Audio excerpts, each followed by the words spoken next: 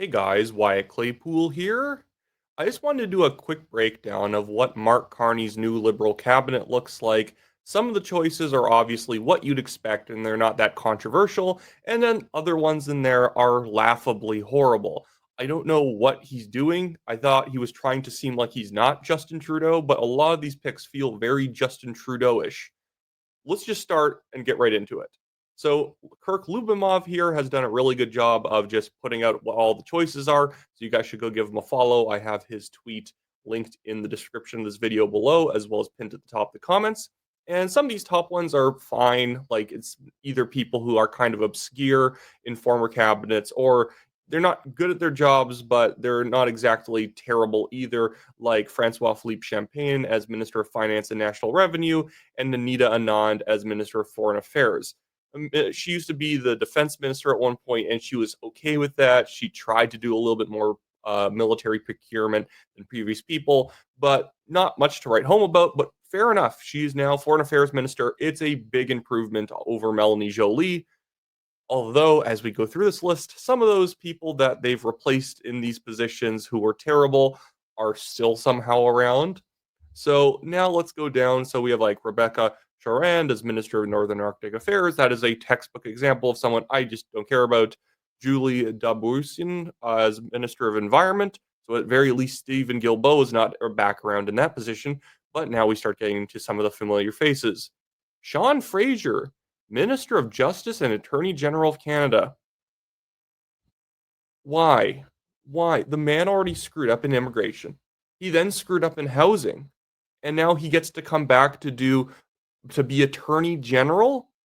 What about him screams this guy should be Attorney General? Maybe he has a law background, but that doesn't really seem to matter at this point, considering that he's been given easier tasks and screwed them up.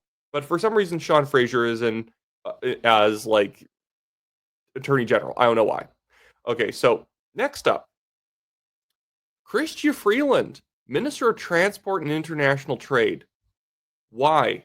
She's the person that Trump hates and does not want to negotiate with, and she's now Minister of International Trade. She's going to have to meet the Americans who think she's an idiot. That is terrible. And also, Minister of Transportation is really funny because you'll remember when she visited Alberta one time, she got a speeding ticket from driving too fast. Doesn't really have anything to do with it. But my friend Brittany had mentioned, what does she have? Does she have any knowledge when it comes to transportation? I was like, she does. She does know how to go fast. And maybe Mark Carney appreciated her speed.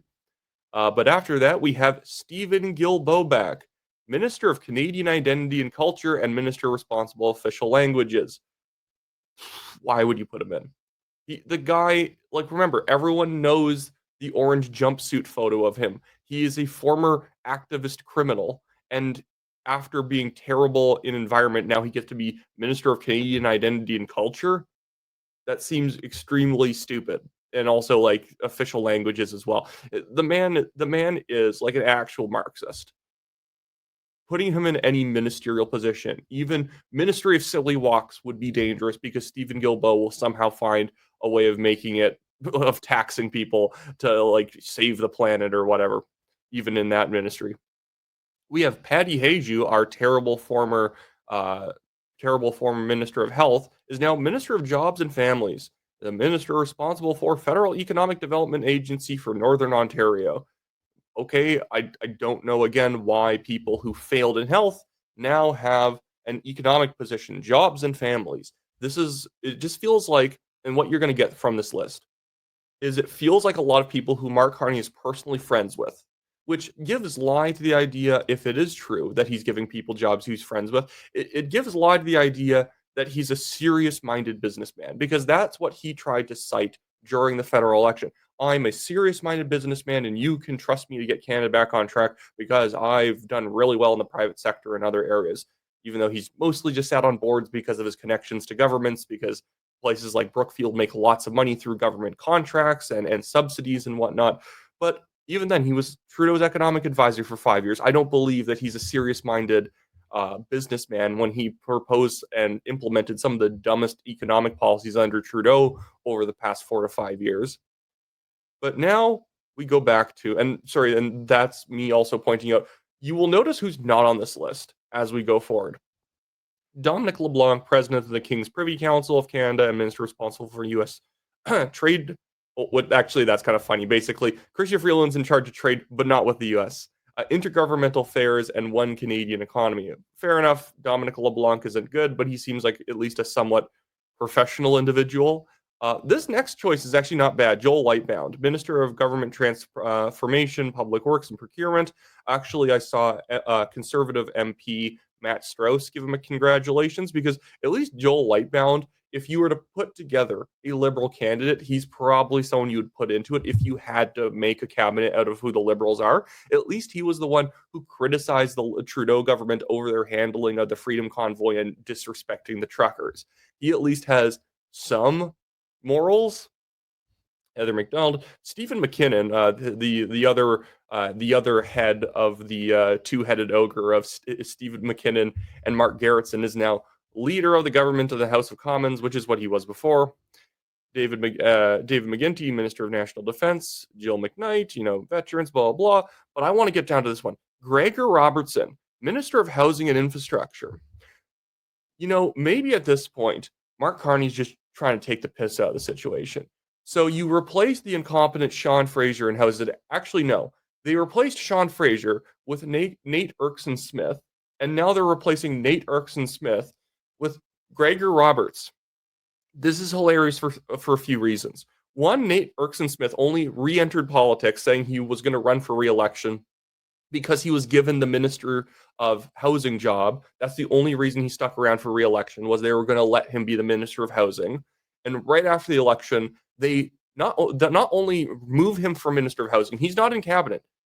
Nate Erskine Smith is now just out in the woods somewhere. I don't know where he is. And he's been replaced by who in the job for Minister of Housing? The guy who was the mayor of Vancouver in 2008. The guy who helped start the giant housing bubble in Vancouver? Yeah, let's put that guy in charge of housing nationally. He'll do his magic he did in Vancouver for Calgary, Edmonton, Winnipeg, Saskatoon, Toronto, London, Montreal. We need everywhere to be like everything to be like $1.3 million crack shacks. And Gregor Robertson is going to get us there faster, apparently. Evan Solomon, the former CTV news presenter, Minister of Artificial Intelligence and Digital Innovation, Minister responsible for Federal Economic Development Agency for Southern Ontario. He's the Minister of Artificial Intelligence. Maybe that makes sense because Evan Solomon reminds me of a robot when he was on CTV News. So now he gets his dream of leading the other robots.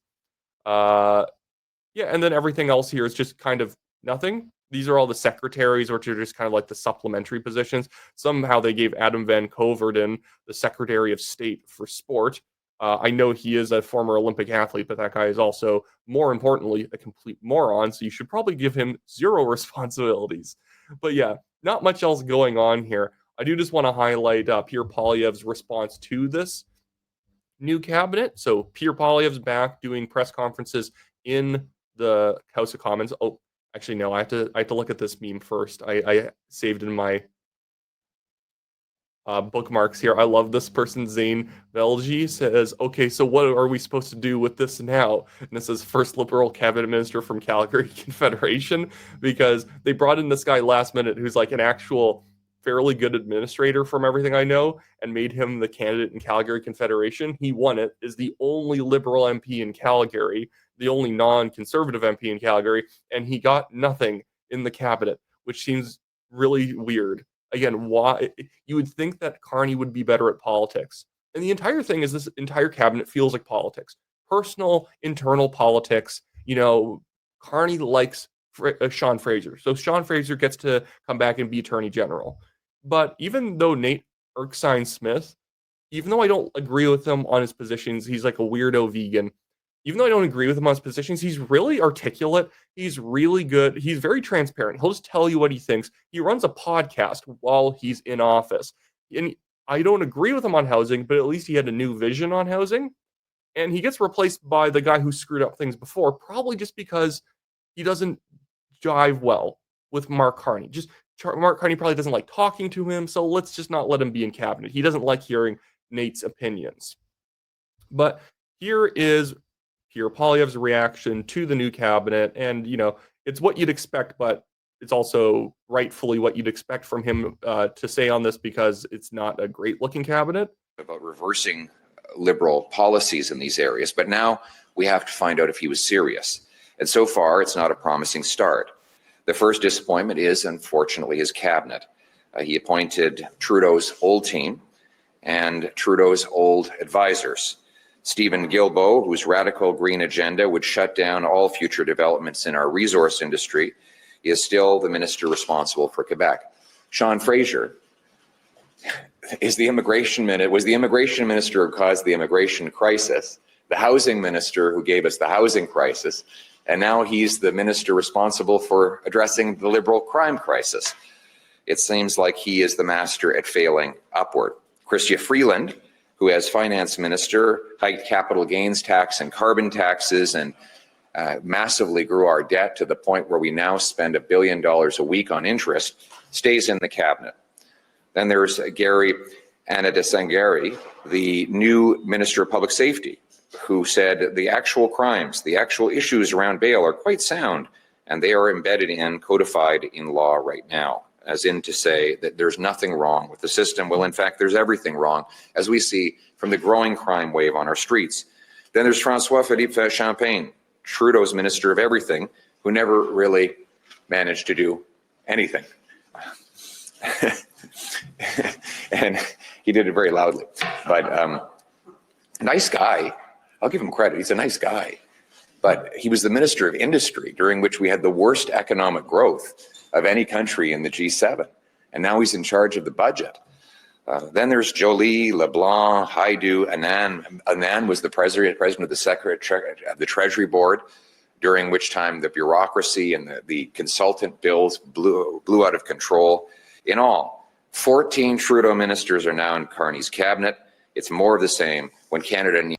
I thought that was a good response overall, and I didn't actually know that about the new public safety minister. That's a bad one. A lot of these people, again, they're very obscure figures, and you'd have to kind of like dig into them a little bit in order to find their crazy quotes that indicate that they're going to be pretty bad at their jobs. Thank you. And as a follow-up, when Gregor Robertson was Vancouver mayor... This is specifically Mark Carney answering a question on Gregor Robertson being an awful mayor of Vancouver.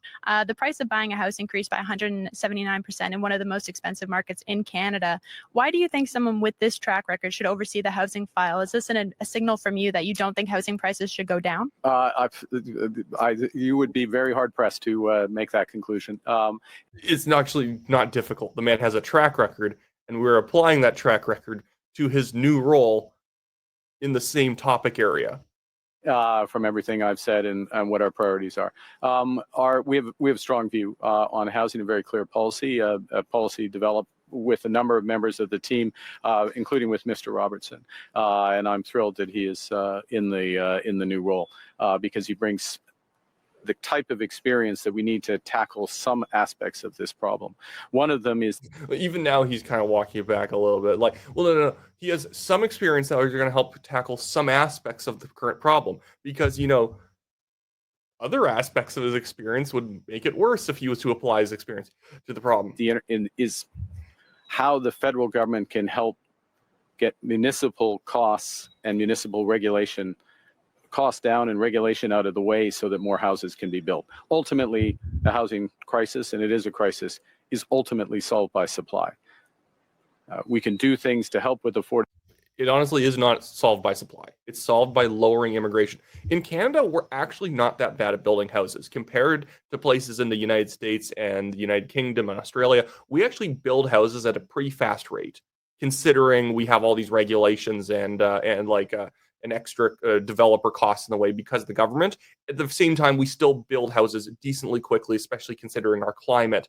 It's that we can't build 500,000 houses a year, yet we're bringing in sometimes like 1 million people a year. Some of them temporary, but they don't end up being that temporary when they keep getting renewals approved and more people keep coming in behind them.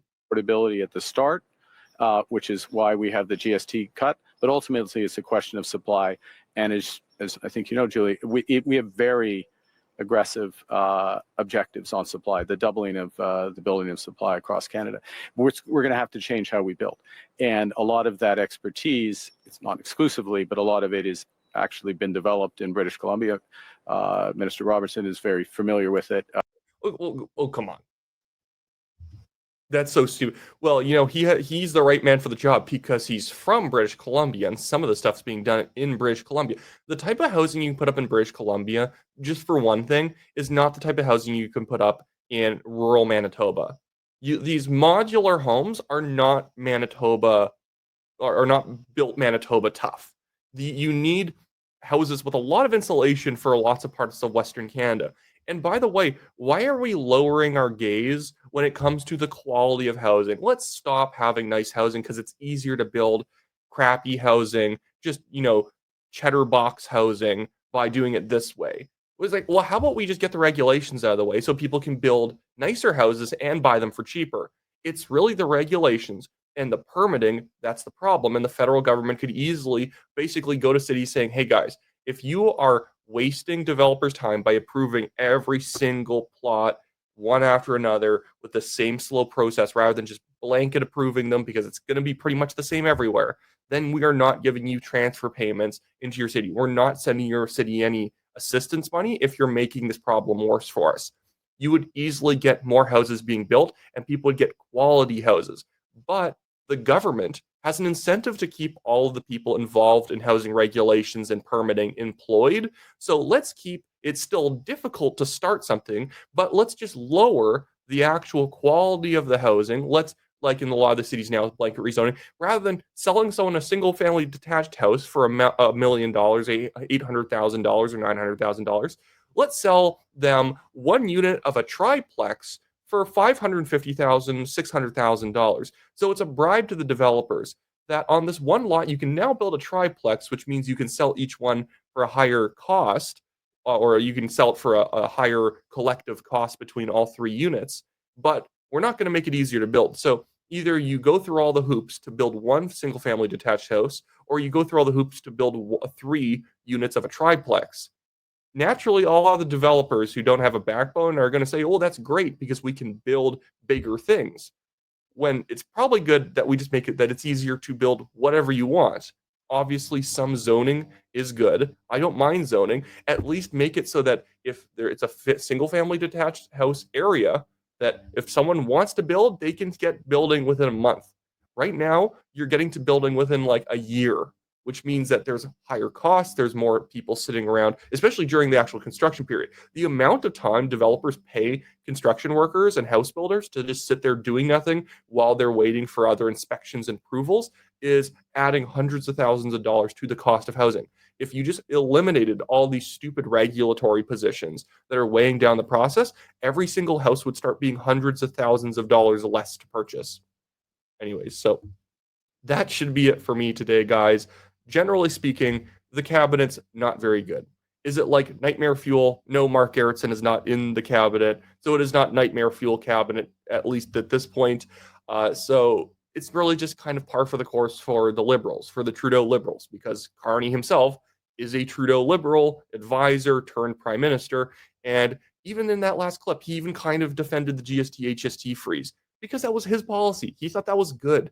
He thought that was a good stuff. It was terrible. It was so bad. Chrystia Freeland left temporarily because it was embarrassing to have to push that and then announce a $62 billion deficit the same year she said she was aiming for 42.